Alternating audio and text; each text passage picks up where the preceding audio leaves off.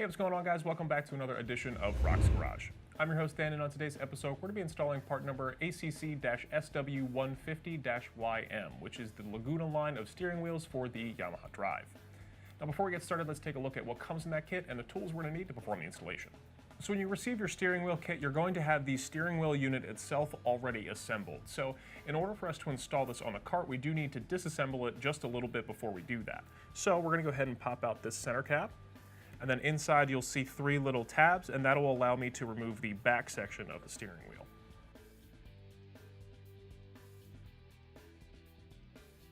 Now before we install the steering wheel on the cart, we want to take a look at all of the tools we're going to need to perform the installation. So for this install, we only need a few simple tools. We have our ratchet wrench with an extension and a 17mm socket, and we have a small flathead screwdriver. And now before we get started, we just want to go over a few safety precautions. So first, we want to make sure that we turn our cart off, set our parking brake, and if we have an electric cart, we're going to flip the tow run switch to the tow position. Once all that's done, we can begin by removing the cover from the steering wheel.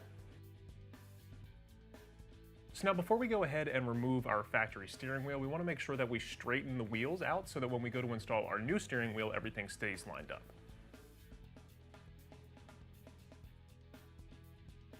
So now before we install our new steering wheel, we do need to make sure that we put our adapter onto the steering column first before we put the steering wheel onto the column. It's going to sit right there.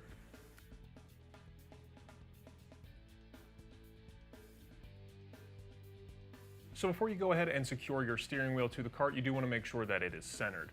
Once the steering wheel is centered, you can go ahead and reinstall your factory washer and nut. And then once your steering wheel is tightened down, you can go ahead and install your new center cap.